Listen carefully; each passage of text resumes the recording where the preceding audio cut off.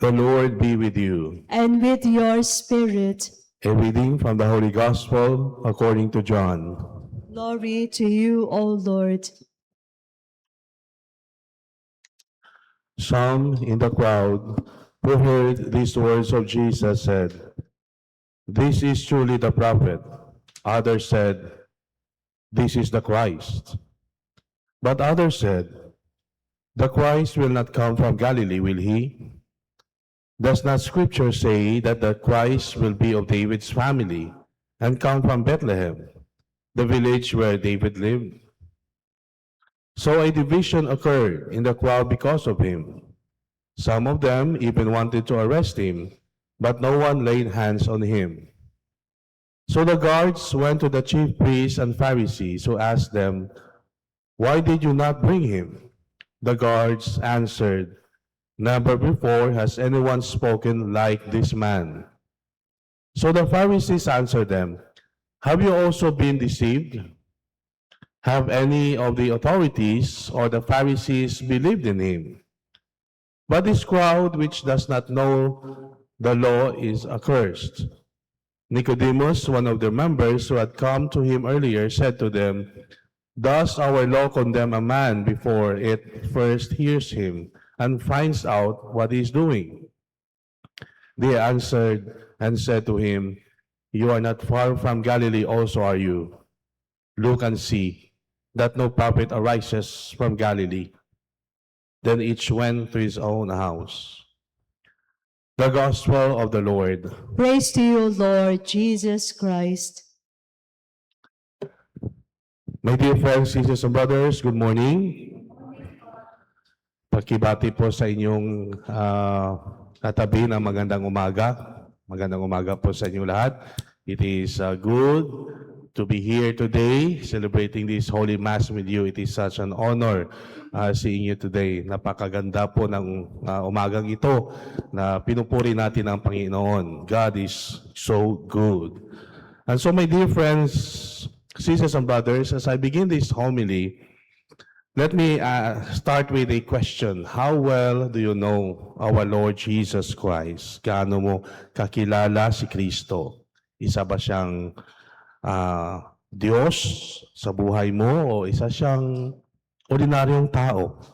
For us Catholics, we believe that our Lord Jesus Christ is not just a human being, but more so, He is God. He is the Word made flesh. He dwelt among us. And in this sense, we do not doubt the presence of our Lord Jesus Christ. Unfortunately, there is actually a huge problem in our gospel today. You may think this is just a simple issue, but if you are to look at it deeply, there is a division that is going on. Divided ang pagkakilala ng mga tao kay Jesucristo. People are divided over Jesus Christ's identity. Some recognize Him as the Messiah, that's no problem. While others doubt because He does not meet their expectation.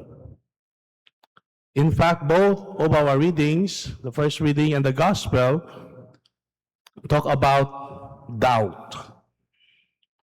And both passages emphasize the tension between human judgment and divine truth. And by the way, our gospel today is actually a continuation of our gospel yesterday. It is about the identity of Jesus Christ as the Messiah. Pero ngayon, sa panahon ngayon, tayong mga Katoliko, we do not doubt the identity of our Lord Jesus Christ. But here in our gospel, we have actually a good example, of these people who are divided. Medyo nahirapan sila mag-decide because of what they are observing.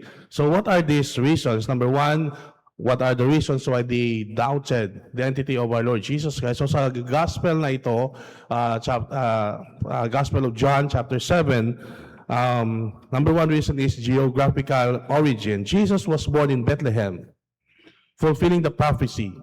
But He was raised in Nazareth, a small town in Galilee. Because of this, many people assume He was born in Galilee and not in Bethlehem. which led them to doubt that he was truly the Messiah. And then another reason is the Messianic expectation. So ano yung expect ng mga tao ito? Ng mga Pharisees, ng mga scribes, ng crowd sa gospel natin. Many Jews expected the Messiah, a kind of Messiah who would save them from political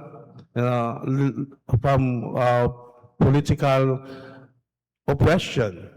And these people would think that they would expect a Messiah who would overthrow the Roman government, the Roman rule. So instead, Jesus preached about what?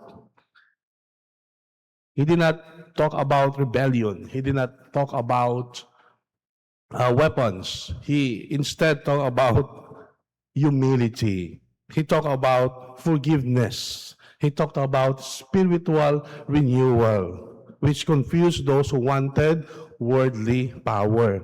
And then another reason is religious authority opposition. So the Pharisees and temple leaders rejected him because he challenged their authority and traditions. It would look like that Jesus was against the religious authority. And lastly, division among the people. But of course, we know that Jesus, do not intend to do that.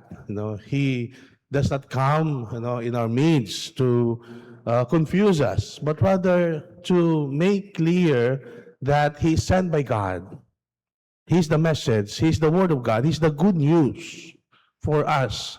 But here in our gospel, some were impressed by His miracles and His teachings. He's a very convincing man.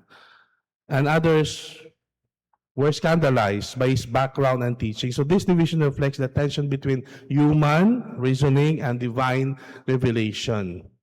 And if you were here yesterday, if you attended the Mass with Father Jason, he actually mentioned the scandal of particularity. That's in theology. So the word scandal doesn't talk about gossip. In theology, when we say scandal, it means a stumbling block or something that causes people to trip in faith. So yan ang stumbling block. So what is stumbling block to Jesus' identity?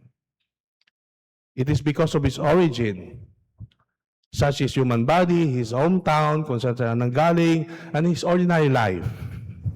I mean, can you just imagine? A very simple person coming from humble beginning,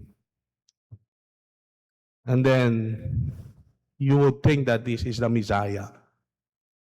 I mean, common sense would tell us that, how can I believe this person?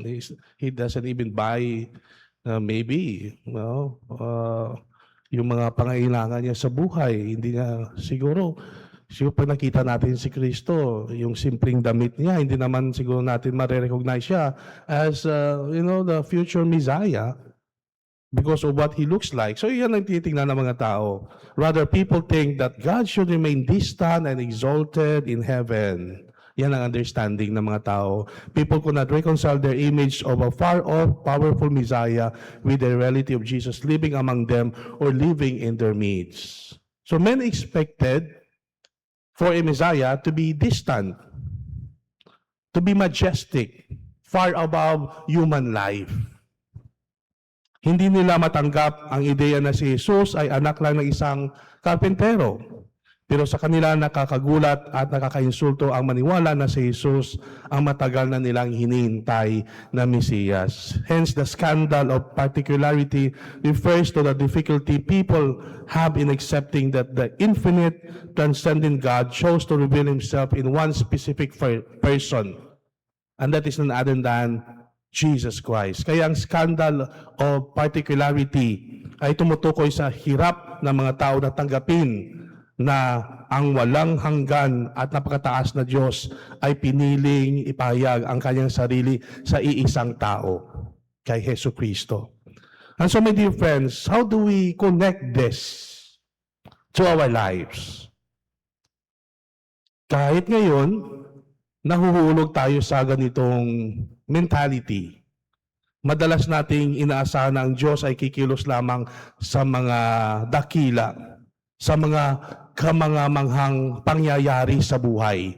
Hindi natin nakikita si Kristo sa mga ordinaryong sitwasyon ng ating buhay. Halimbawa, sa pagising mo sa umaga, pag inom mo ng kape, habang ka nagdadasal, makikita natin si Kristo sa simpleng pagdasal natin sa umaga. Halimbawa, sa pagpunta mo dito, sa pagsimba mo, makikita mo si Kristo dito sa Eucharistia. Halimbawa, pag binigyan mo ng panahon ang iyong kaibigan na may problema sa buhay, no? Pinapakinggan mo ang kanyang problema, ang kanyang mga struggle sa buhay, na nakikita mo sa Kristo, no? Na pwede kang tumulong sa kanya. Your presence pa lang, no, healing na. How much more kung ang taong merong may sakit, no, nahihirapan sa kanyang buhay at hindi nahihirapan siyang gumaling, pero andyan ka para sa kanya. No, at nakikita mo na kahit sa kalagitnaan ng iyong paghihirap, sa kalagitnaan ng iyong sakit, no, nakikita mo ang presensya ng Diyos pa rin. Hindi ka nawawalan ng pag-asa. Yung sa simple things lang.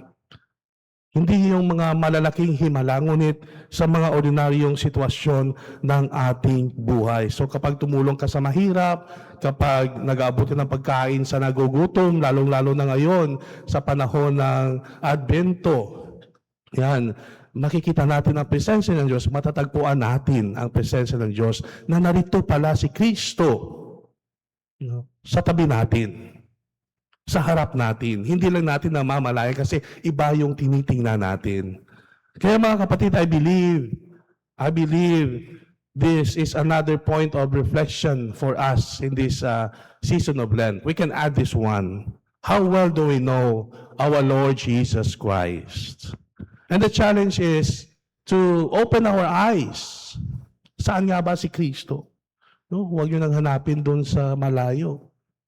God is everywhere. We know that. We have to open our eyes. We have to open our hearts to see Jesus in the ordinary. For instance, the Blessed Virgin Mary.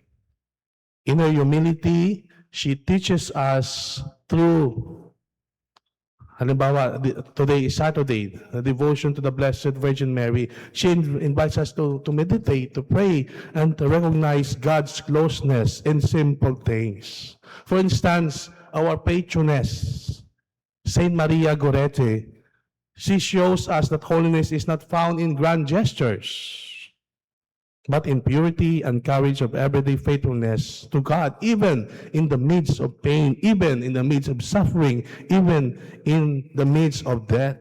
We can always find Jesus in the midst of our illnesses, suffering, and all those things. And how we really know our Lord Jesus Christ. Kung minsan nga, napapaisip ako sa mga kapatid natin dito sa Maynila na walang matulugan. Kung minsan nga pag pumapasok tayo dito, nakikita natin mga kapatid natin, so medyo sumasakit din yung puso ko para sa kanila kasi andito ako nakatira. Tapos siguro ano kaya kinakain nila? No? Maraming pwedeng tulungan. Pero kung minsan hindi natin sila papansin, but maybe we can find Jesus in those persons. No, medyo mahirap gawin, we can give something to them, pagkain, pag dumaan tayo, pag nanggaling ka sa bahay mo, bigyan mo sila or ipagdasal natin sila. No, may mga tao din na hindi makapunta sa simbahan because of for some valid reasons. But here we are. Now we are able to do this and we're able to praise God.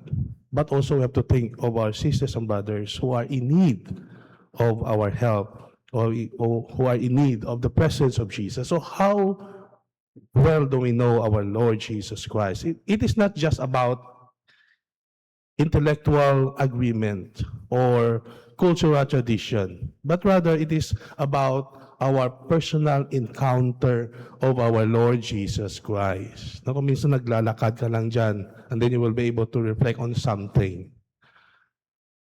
You will be able to find Jesus in your simple walk. Kung minsan nag-exercise ka dyan, and all those things. O nagda-drive ka, or andyan ka sa higaan mo, when you are about to retire sa gabi, kung matutulog ka na, then you're able to pray, you will be able to find Jesus everywhere. So how well do you know our Lord Jesus Christ? The challenge is to go beyond human understanding and deeply explore our spirituality. So to know Jesus is to live like Him, choosing mercy over vengeance like Saint Maria Goretti, truth over compromise, and lastly, trust over fear like the Blessed Virgin Mary. And so my dear friends, you have just heard the good news. May your holy gifts purify us, O Lord, we pray, and by their working render us fully pleasing to you, through Christ our Lord. Amen. The Lord be with you, And with your spirit. and may Almighty God bless you all, the Father, the Son, and the Holy Spirit. Amen. Go forth, the Mass is ended. Thanks be to God.